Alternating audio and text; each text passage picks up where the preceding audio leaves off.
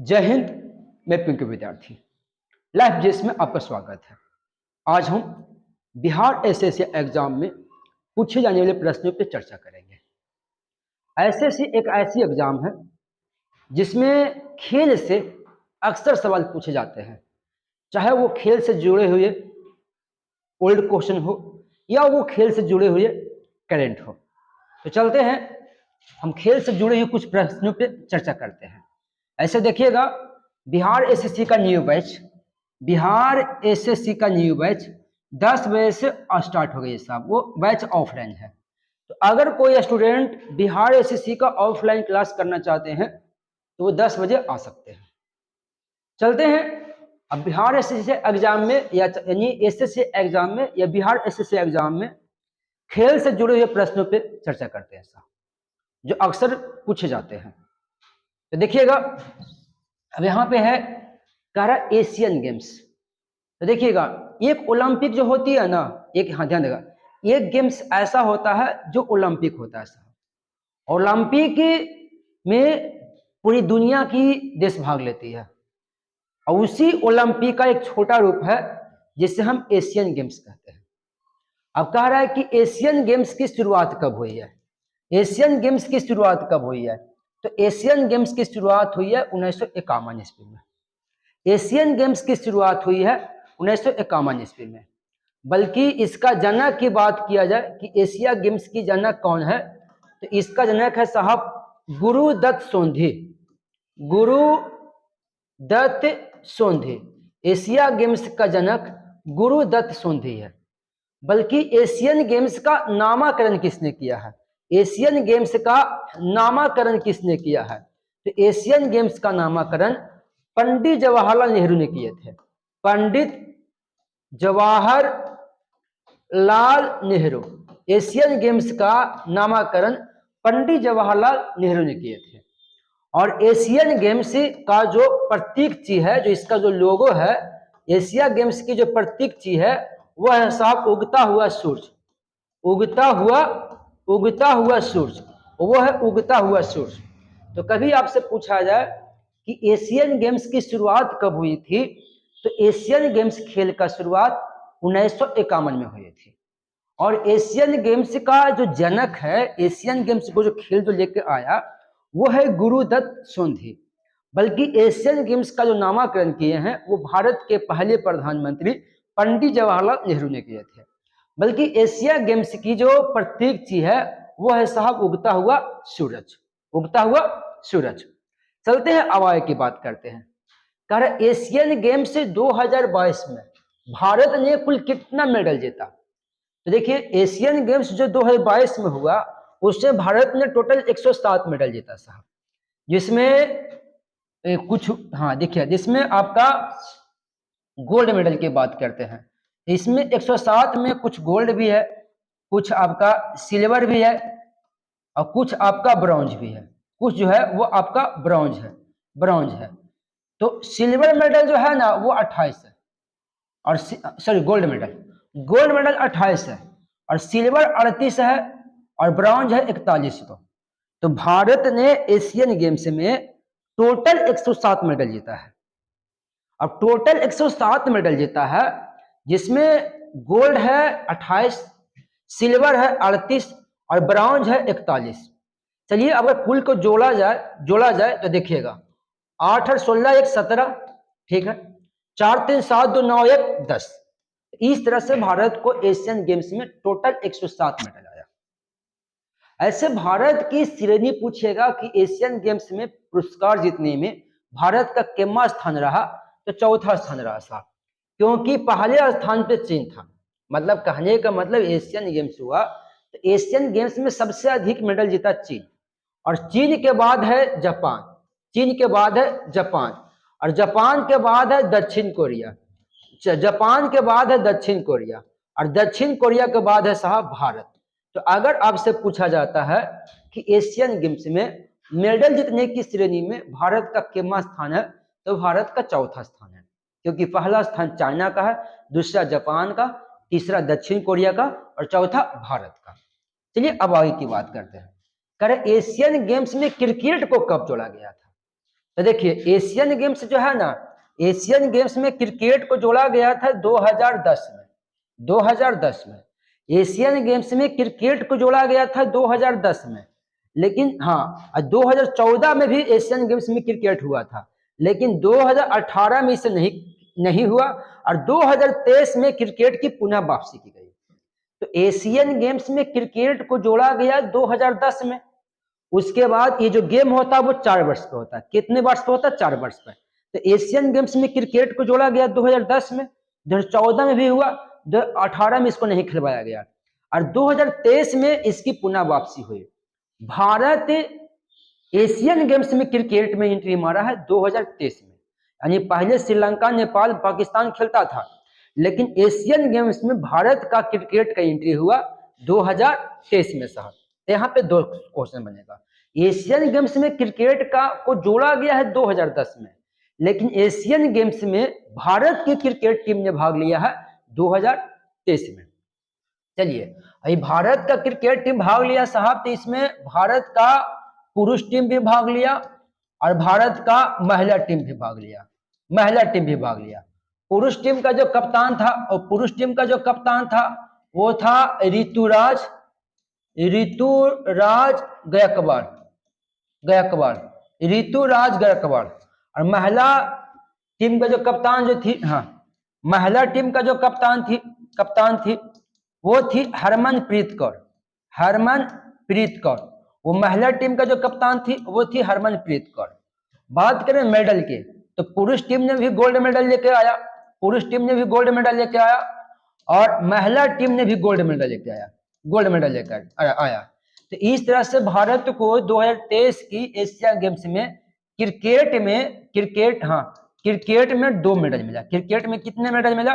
तो भारत को क्रिकेट में टोटल 2 मेडल मिला साहब, 2 मेडल, और दोनों को क्या मिला? Gold medal. दोनों को क्या मिला? तो दोनों को गोल्ड मेडल मिला। चलते हैं आगे की बात करते हैं। नीरज चोपड़ा का संबंध किस खेल से है? नीरज चोपड़ा का संबंध है साहब भाला फेंक से। क्या है? भाला फेंक से। चलिए जब टोक्यो ओलंपिक हुआ था ना, तो टोक्यो ओलंपिक में नीरज चोपड़ा जो है वो गोल्ड मेडल जीता। लेकिन जब एशियन गेम्स 2022 में हुआ, एशियन गेम्स 2022 हुआ, तो इसमें भी नीरज चोपड़ा 2 गोल्ड मेडल जीता। तो पूछा कि एशियन गेम्स में नीरज चोपड़ा ने कितने मेडल जीता? तो 2 मेडल जीता। दोनों को क्या जीता? तो दोनों को उसका गोल्ड था। दोनों का गोल्ड था। पीछे सब सही है ना? चलिए अब देखिएगा, एशियन गेम्स जब हुआ तो एशियन गेम्स में किस राज्य के 3 खिलाड़ियों पर रोक लगा दी गई? यानी एशियन गेम 2022 मतलब एशियन गेम्स था 2022 वाला, खेला गया है 2023 में, समझना। तो एशियन गेम 2022 वाला खेला गया 2023 में। तो कह रहा है किस राज्य के 3 खिलाड़ियों की एंट्री पर रोक लगा दी गई? हेलो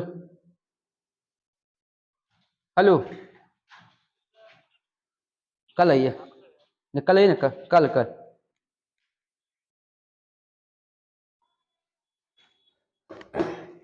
अब कह रहा है एशियन गेम्स 2022 जो हुआ वो 2023 में खेला गया। कह रहा है किस राज्य के 3 खिलाड़ियों पर रोक लगा दी गई? तो वो हो जाएगा आपका अरुणाचल प्रदेश। कौन सा राज्य हो जाएगा? अरुणाचल प्रदेश हो जाएगा। अब देखिएगा ये आपके अरुणाचल प्रदेश है साहब, ये अरुणाचल प्रदेश है। अरुणाचल प्रदेश के 3 खिलाड़ियों पर चीन ने रोक लगा दिया गया था, क्योंकि ये गेम्स खेला गया था चाइना में।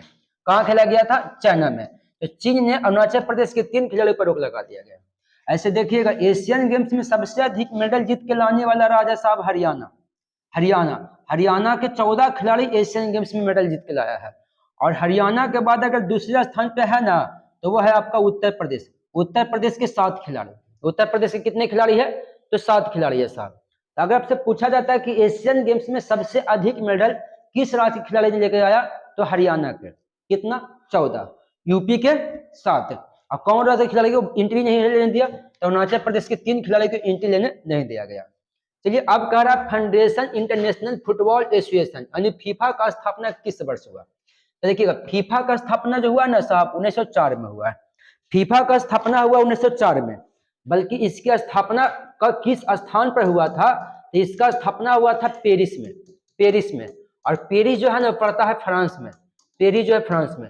बल्कि इसकी मुख्यालय की बात करते हैं, इसकी मुख्यालय है साहब ज्यूरिख, ज्यूरिख ज्यूरिख ज्यूरिख पड़ता है स्विट्जरलैंड में। कहाँ पड़ता है? स्विट्जरलैंड में। अब देखिएगा, फुटबॉल की जो पहली संस्था है, फुटबॉल की, हाँ कह रहा फुटबॉल की जो पहला क्लब है उसका नाम है शेफील्ड फुटबॉल क्लब। ध्यान देगा, फुटबॉल का जो पहला क्लब है उसका नाम है शेफील्ड फुटबॉल क्लब। तो फुटबॉल की पहली club Sheffield football club, Sheffield, हाँ फुटबॉल की पहली क्लब शेफील्ड क्लब की जो स्थापना हुई है ना वो 1857 में हुआ है, 1857 में हुआ है। और 1896 ईस्वी में भारत की फुटबॉल ने पहली बार ओलंपिक में भाग लिया, पहली बार ओलंपिक में भाग लिया था। यानी भारत का फुटबॉल खेल को ओलंपिक में एंट्री कब मिली? तो 1896 ईस्वी में। बल्कि पहली बार विश्व कप फुटबॉल खेला गया था 1930 ईस्वी में। विश्व कप फुटबॉल जो है ना 1930 में खेला गया था। तो फुटबॉल की पहली क्लब शेफील्ड फुटबॉल क्लब की स्थापना इंग्लैंड में हुआ था। कहाँ हुआ था? इंग्लैंड में हुआ था। और इसका स्थापना 1857 में हुआ। फुटबॉल को पहली बार ओलंपिक में 1896 में शामिल किया गया, ठीक है। और 1904 में तो फीफा का स्थापना हुआ, चलिए फीफा का स्थापना हुआ। और 1930 ईस्वी में पहली बार विश्व कप फुटबॉल खेला गया था। और 1930 ईस्वी में जब पहली बार विश्व कप फुटबॉल खेला गया था तो ये खेला गया था उरुग्वे में। और इसका विजेता भी जो था ना वो विजेता भी इसका उरुग्वे ही था। चलिए अब आगे करा, फुटबॉल का पहला अंतरराष्ट्रीय मैच किन दो देशों के बीच खेला गया? फुटबॉल का पहला अंतरराष्ट्रीय मैच, पीछे सब सही है ना? फुटबॉल का पहला अंतरराष्ट्रीय मैच किन दो देशों के बीच खेला गया? ये स्कॉटलैंड और इंग्लैंड के बीच खेला गया था साहब। ये खेला गया था 30 नवंबर 1872 ईस्वी को। इसमें इंग्लैंड की जीत हुई थी और स्कॉटलैंड का हार हो गया था। तो फुटबॉल का पहला अंतरराष्ट्रीय मैच किन दो देशों के मध्य खेला गया? तो 30 नवंबर 1872 ईस्वी को इंग्लैंड और स्कॉटलैंड के बीच खेला गया था, जिसमें जीत हुआ इंग्लैंड का और हार हुआ स्कॉटलैंड का। चलिए अब आगे की बात करते हैं। कह रहा साक्षी मल्लिक का संबंध किस खेल से है? साक्षी मल्लिक का संबंध कुश्ती से है। यह हरियाणा के रहने वाली है। कहाँ के रहने वाली है? ये हरियाणा की है साहब। इनका संबंध कुश्ती से है। अब आगे की बात, मीराबाई चानू का संबंध किस खेल से है? मीराबाई चानू का संबंध है साहब भारोत्तोलन से। किससे है? तो भारोत्तोलन से। इसका राइट आंसर हो जाएगा बी। आगे कर 2022 में एशिया खेल की मेजबानी किस देश ने किया? अभी बोले थे ना कि 2022 में जो एशियन गेम्स हुआ उसकी मेजबानी चाइना ने किया है। किसने किया है? चीन ने किया है। तो 2022 में एशियन गेम्स की मेजबानी चीन ने किया है। और भारत की बात करते हैं, भारत में एशियन गेम्स 2 बार खेला गया है। एक खेला गया था 1951 में और एक खेला गया 1982 में। एक खेला गया 1951 में, एक खेला गया 1982 में। तो ध्यान देगा, एशियन गेम्स 2022 वाला है, खेला गया 2023 में। 2022 यानी 2023 की एशिया खेल का मेजबानी किस देश ने किया? तो चाइना ने किया। लेकिन अगर भारत की बात करते हैं तो भारत में 2 बार एशियन गेम्स खेला गया साहब। एक 1951 में, एक 1982 में। 1951 मतलब पहले वाला। तो देखिएगा, हमेशा इसका उद्घाटन जो करता है ना वो राष्ट्रपति करता है। तो 1951 में एशियन गेम्स भारत में खेला गया ना, इसका उद्घाटन किया था राजेंद्र प्रसाद। ये भारत के पहले राष्ट्रपति थे, राजेंद्र प्रसाद। और 1982 वाले को उद्घाटन किया था साहब ज्ञानी जैल से। जैसे चीन में हुआ ना 2022 वाले 2023 में, इसका उद्घाटन किया है सी जिनपिंग। कौन किया है? सी जिनपिंग किया। इसका उद्घाटन किया है सी जिनपिंग। चलिए अब आगे की बात करते हैं। देखिएगा, खेल जगत की उत्कृष्ट शिक्षकों को कौन सा पुरस्कार दिया जाता है? तो देखिए कह रहा है कि मतलब खेल जगत में उत्कृष्ट शिक्षक को, मतलब यानी कोच। तो अगर एक तो खिलाड़ी होता है, खिलाड़ी को तो पुरस्कार मिलता है, कोई दिक्कत नहीं है। कोच को भी प्राइज मिलता है। तो कह रहा कोच ये पुरस्कार किसको मिलता है? ये कौन से पुरस्कार है? तो देखिएगा, इसका राइट आंसर होगा द्रोणाचार्य। याद कीजिएगा, महाभारत में जो द्रोणाचार्य जो था ना वो गुरु थे साहब। और अगर कोई कोच अगर अच्छा वर्क करता है और वो अच्छा खेल खिलाता है, उसकी टीम जीतता है, तो कोच को मिलता है द्रोणाचार्य पुरस्कार। तो कह रहा खेल जगत में उत्कृष्ट शिक्षकों को, यानी खेल जगत में अगर कोई शिक्षक है वो बढ़िया प्रदर्शन करता है उसके स्टूडेंट, तो शिक्षक को कौन सा पुरस्कार मिलेगा? तो द्रोणाचार्य पुरस्कार मिलेगा। चलिए, खेल के क्षेत्र में दिए जाने वाले सबसे बड़े पुरस्कार है राजीव गांधी खेल रत्न पुरस्कार। लेकिन आज के डेट में इसका नाम चेंज हो गया साहब। इसका नाम हो गया है, इसका नया नाम है मेजर